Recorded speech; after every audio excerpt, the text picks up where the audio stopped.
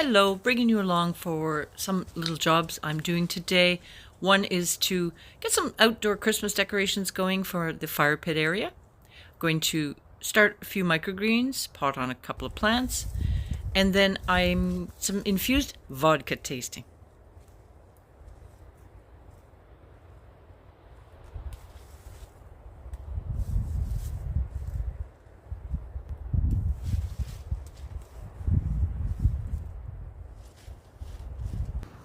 I have it in my mind today to try to make the fire pit a little Christmassy.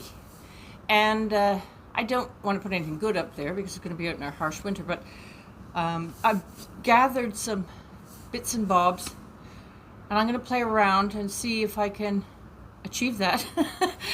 I'm really not sure what I'm doing, but I've got some old stuff and I'm going to get some greenery and some berries, and I got pine cones this morning, and I'll just see what I can do and see if I can pretty it up.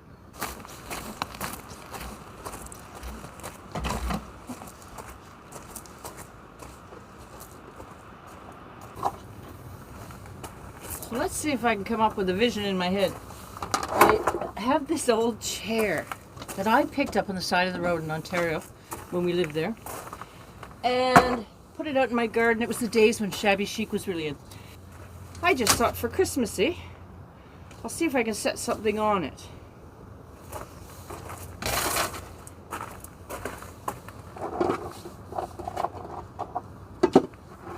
Now, I'm going to get some dog berries or mountain ash berries. Now I do have dog berries all around the property, but some aren't so easy to get to, so I'm going to start here, see how many I get, and then I'll go a little further up, I think.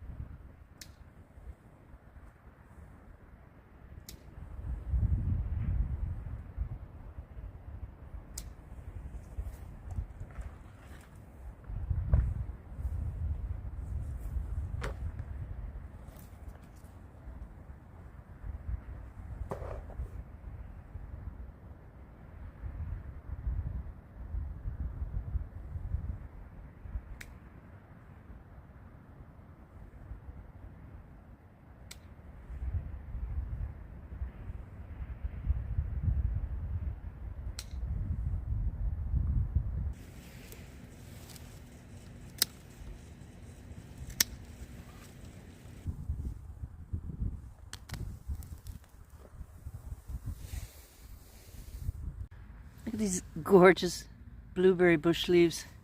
They always turn such a pretty color.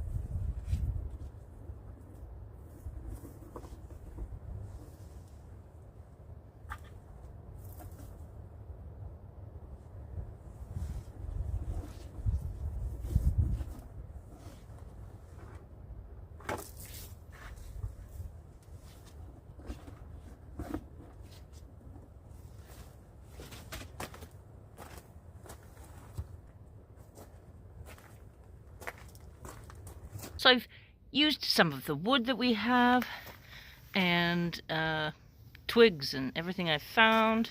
I'm going to get some more of these Christmas balls and find spots for those. Well, the blanket's just for show right now, but when we come out we bring our own chairs and blankets in the winter, and it's just lovely around the fire. And here, well, I found a cabbage and dill and dogberries and blueberry leaves and just a mess of stuff.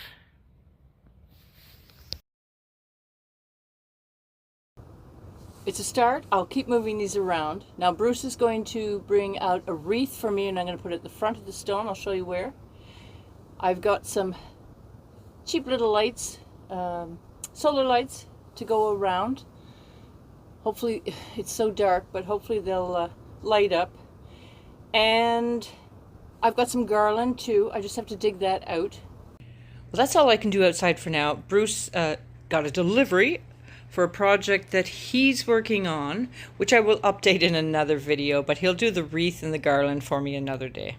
So I'm just going to start a few microgreens. I don't go big because we're just using them for sandwiches and for garnishes. I like them as a garnish in soup and make the plates look pretty, but they're great for sandwiches. I love a bagel with cream cheese, cucumber, and microgreens. I don't know why. So, I'm not doing this in a complicated way. This is sort of how I do it every year, and it's just probably a lazy way, but it's nice and easy for me. Now, if I were, you really utilizing microgreens as a salad, you'd want a whole lot more, and I've done that. We never seem to eat that much, so I just need a little bit of soil. I don't need too much. You could put, well, if you have any felt or paper towel on the bottom, it would retain moisture.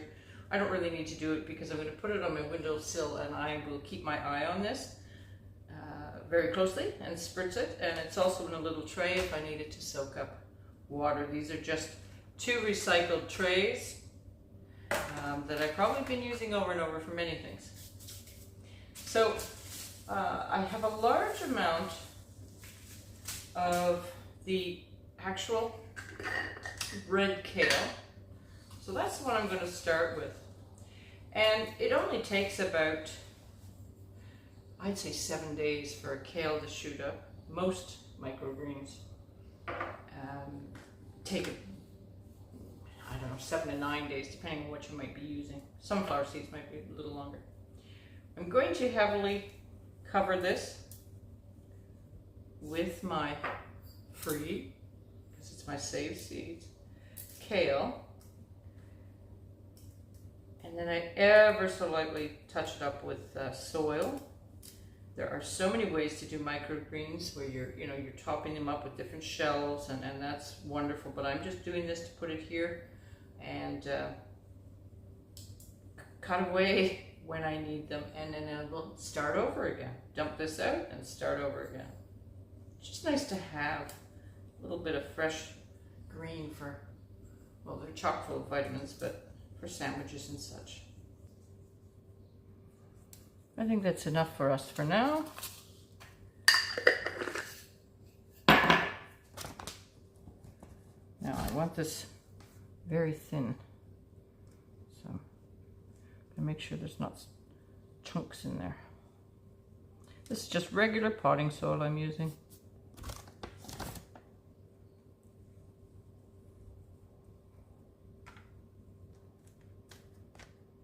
I'm just going to press that down. There's so many seeds in there that they're sure to give me enough.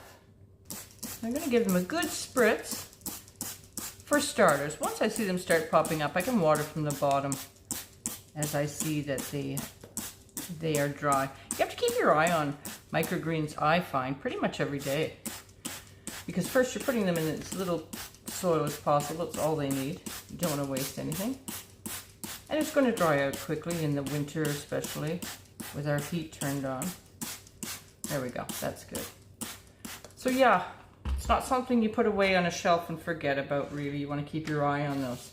So those are going to go on my windowsill, and hopefully in a week I'll have some nice little greens. It is blackout fog outside, so they're not going to get any daylight anytime soon. I still think it's supposed to rain for the rest of the week. But there it goes.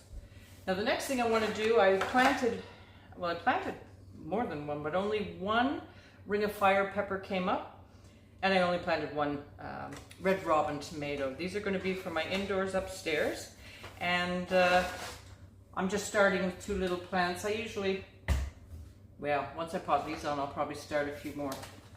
It's just to keep me happy in the winter and supplied with peppers.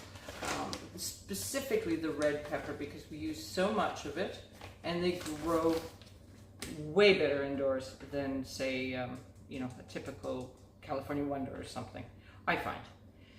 And I use them for red pepper sauce, red pepper flakes, and just throwing them in cooking. So we rely on those. And the little red robin, that's just for fun, just to have a nice fresh cherry tomato. They're really, they load their the wee branches up heavy. It's a great little indoor plant, I find, is the red robin, and a quick grower.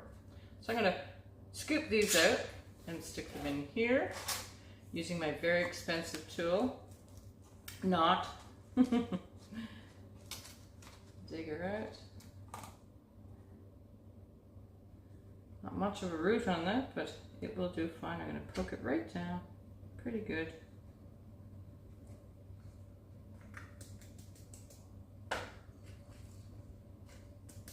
Just a bit more soil to bring it up.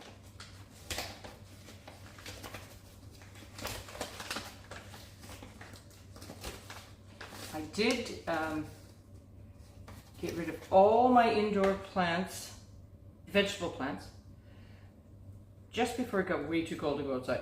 And I needed a break from them. They were looking old. I hadn't potted them on. And if you're not going to pot them on and take real good care of them, you know, they're running out of very much nutrients, even if you're feeding them.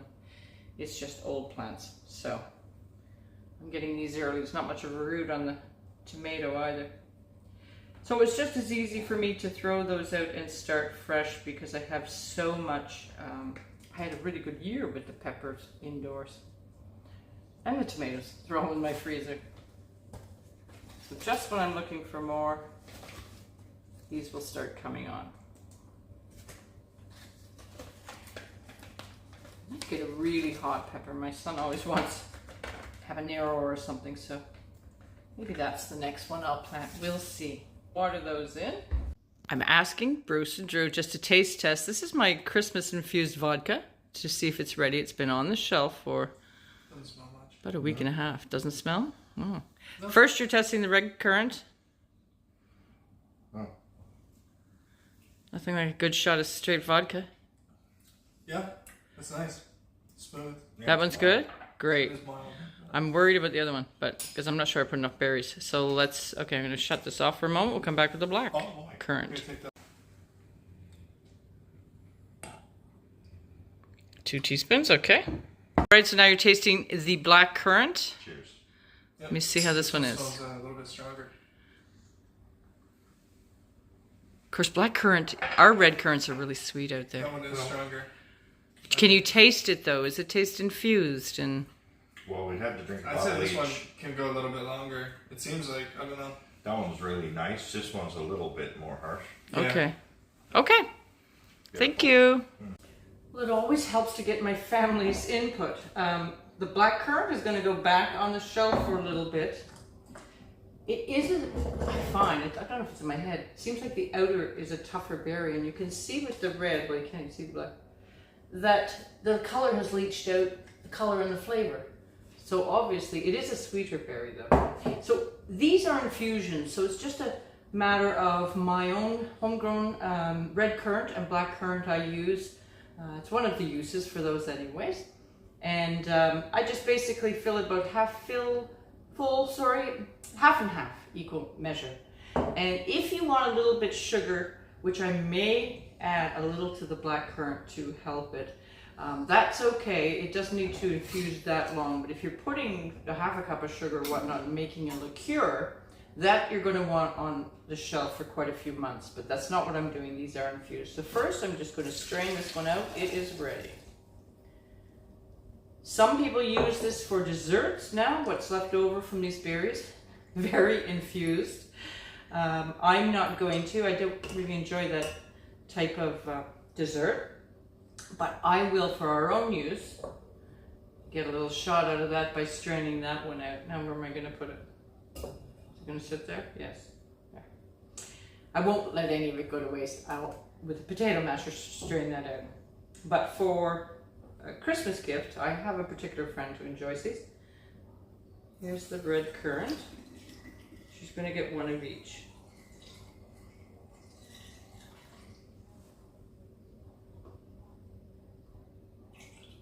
Ooh. That'll do. Good stuff. And they're so pretty. I just buy, little bottles, and this will store forever because it's vodka, really. It's odd. Rather than spending the amount that you would at a liquor store, make your own. You can buy whatever vodka when it's on sale or cheaper. Some areas have vodka in their grocery stores at really cheap brands. You can use those too. I don't have that, so I don't have a choice. But that's good. One down. I'll get to her other bottle in a bit. If she watches this, she'll know it's coming to her. So when I put these berries into the jars in the first place, I do not mash them. I just drop them in. You don't need to release the flavor. It will come out on its own. I'm only mashing this because I don't want to waste any. But if it's a gift, you don't want any of the sediment or it getting cloudy. For us, our personal use, we don't care. Well, I've got one bottle done for my friend, a little half a bottle from this strain for us.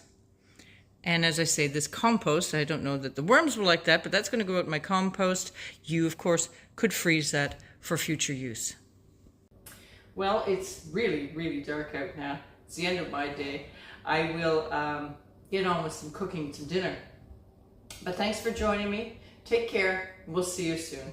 Hi, sweetie. Down on your beds, probably getting moisture down the shoes off. Oh, chewing down on the beds? Oh, that's good. Hi, sweetie. I'm checking my lights out. Lights are coming on, even though it was a very dull, dark, dreary day.